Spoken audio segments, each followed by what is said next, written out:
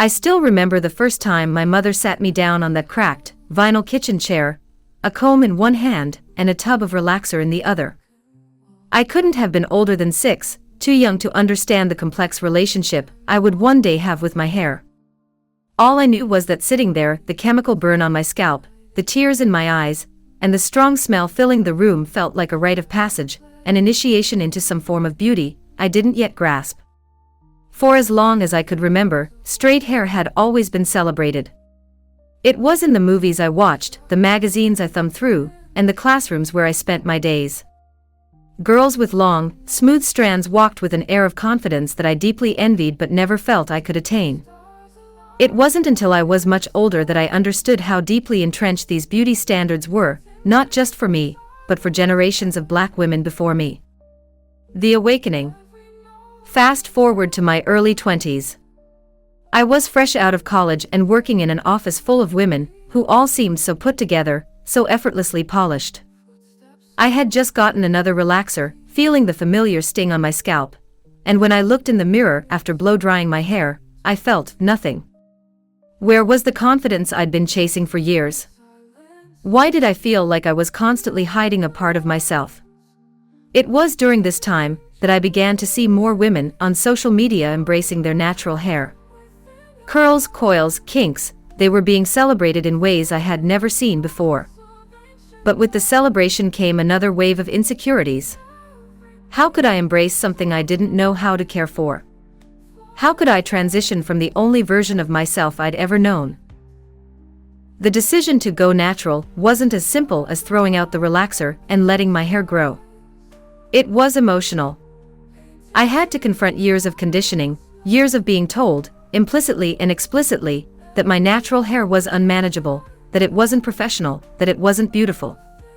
Going natural meant stepping into an unknown world, where I was both excited and terrified of what I would find. The transition, a struggle for identity. The first few months of transitioning were the hardest. I cut off the relaxed end slowly, too scared to do the big chop all at once. My hair was in this awkward, in-between phase, neither fully straight nor fully natural. Styling it became a nightmare. I would spend hours twisting it at night, praying for defined curls by morning, only to wake up to a frizzy, tangled mess.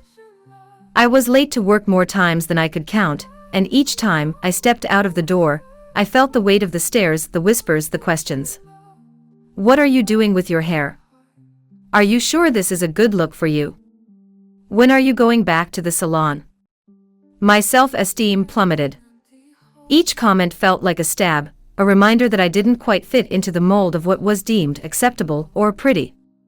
It didn't help that at work, I was one of the few Black women in a predominantly white office. My hair became a topic of conversation, as though my personal journey was open for public debate. I felt naked, exposed. There were days when I questioned my decision altogether. I would stand in front of the mirror with a flat iron in hand, ready to straighten my hair just to escape the scrutiny, just to feel normal again. But deep down, I knew that this journey was about more than just hair. It was about reclaiming a part of myself I had been taught to suppress for years. Learning to love every curl. It wasn't until I started researching and learning more about natural hair care that things began to change. I immersed myself in YouTube tutorials, read countless blogs, and joined natural hair forums where Black women shared their experiences, their struggles, and their triumphs. It was in these spaces that I found a sense of community, a reminder that I wasn't alone in this journey. For the first time, I began to see the beauty in my hair's texture, its versatility, its resilience. The road wasn't easy.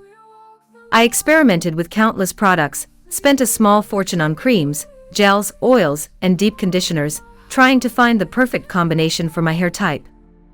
I learned about porosity, shrinkage, moisture retention, and protective styles.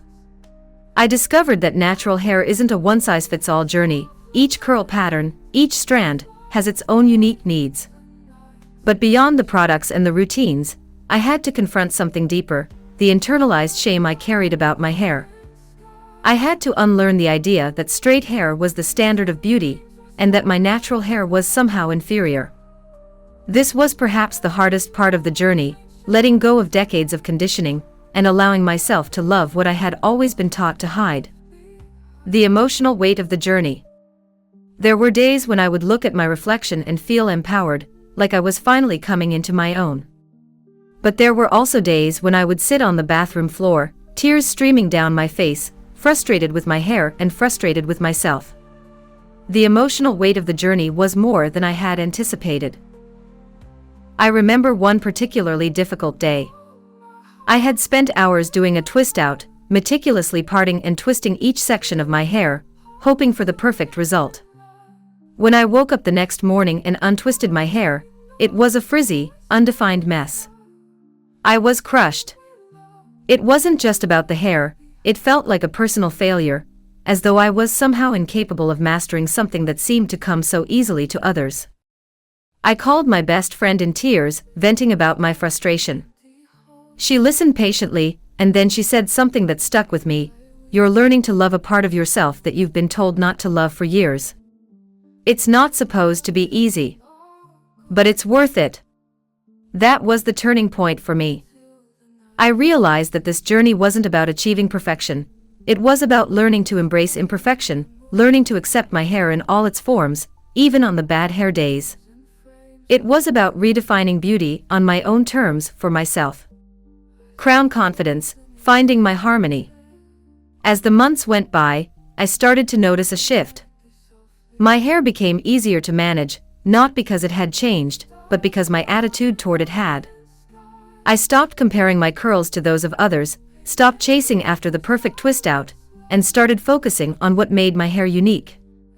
I learned to appreciate the way it coiled and shrank, the way it framed my face, the way it was a reflection of my heritage, my history, my strength. People began to notice the change in me, not just in my hair, but in my confidence. My natural hair became a symbol of my growth, a testament to the inner work I had done to reclaim my identity. I walked into rooms with my head held higher, no longer hiding behind the facade of straight hair.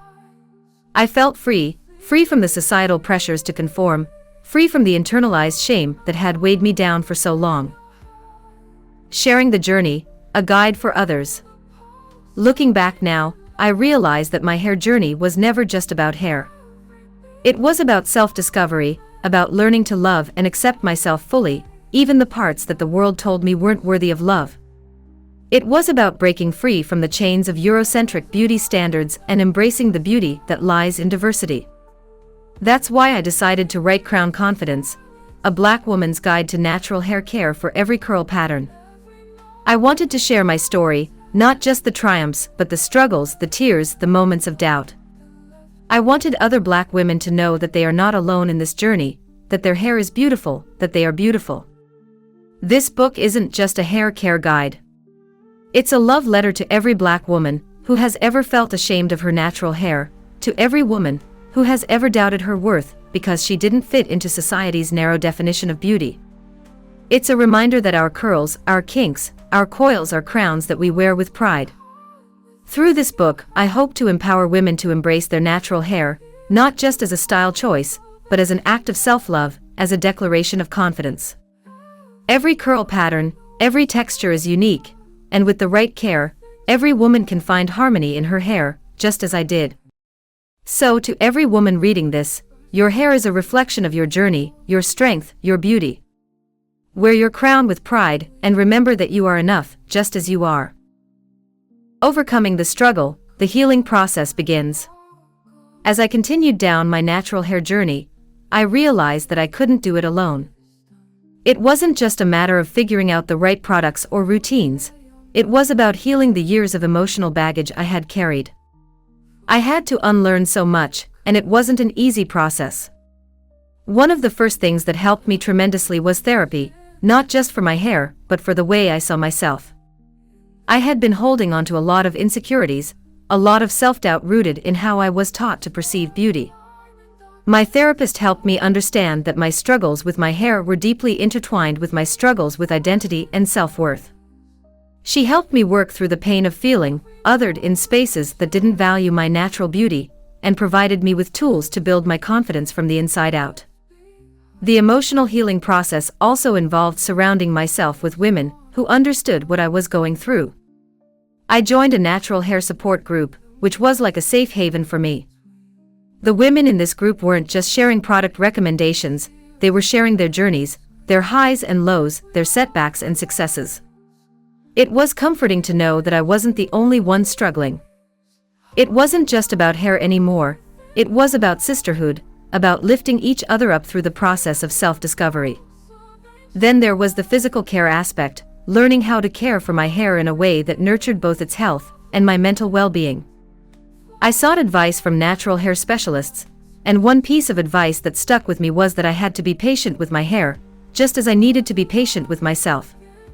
I started practicing weekly self-care rituals, where I'd set aside time to truly care for my hair without rushing or stressing about the result. It became a soothing practice, applying deep conditioners, massaging my scalp with oils, and treating each curl with tenderness. This wasn't just about achieving a certain look, it was about treating myself with the love and care that I deserved. Along the way, I also learned about the importance of protective styling.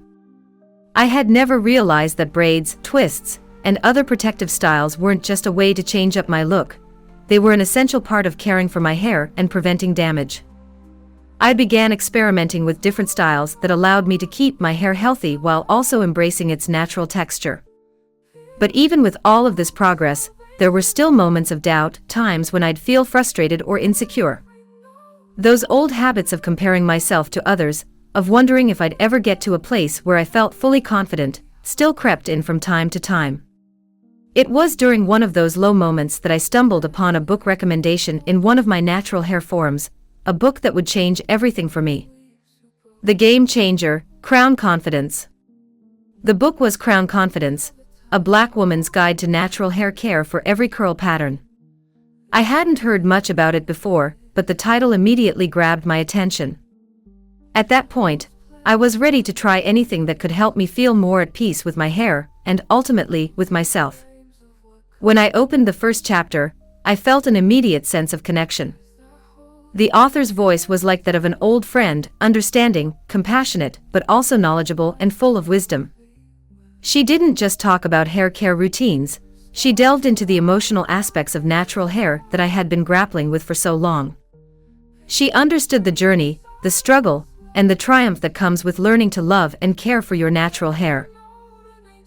The practical steps laid out in the book were a revelation. The author broke down every aspect of hair care by curl pattern, helping me understand that not all products and routines work for everyone. She gave detailed advice on how to assess my hair's porosity, how to choose the right products for moisture retention, and how to develop a wash day routine that fit my lifestyle. But what stood out the most were her affirmations, reminders that my hair, in its natural state, was beautiful and worthy of care. It wasn't about achieving perfection, it was about learning to embrace and nurture what was already perfect in its own way. I started following the steps in Crown Confidence religiously. Every tip, every technique, every affirmation, it became my guide. Slowly but surely, I noticed a change. Not just in my hair, which was becoming healthier and more manageable, but in myself. The more I followed the book's advice, the more confident I became. I no longer dreaded wash day or worried about how my hair looked to others. I began to see my natural hair as a crown, something to be worn with pride. The transformation was undeniable. My hair was thriving, yes, but more importantly, I was thriving. I had found a balance, a harmony, between my physical appearance and my inner confidence. And it wasn't just about hair anymore, it was about knowing that I could take control of how I defined my own beauty. The final message: if you're watching this video and you've struggled the way I did, trying to navigate the complex world of natural hair care while battling your own insecurities, I can't recommend Crown Confidence, a Black woman's guide to natural hair care for every curl pattern enough. This book was a game changer for me. It wasn't just a guide on how to care for my hair, it was a blueprint for building confidence from the inside out.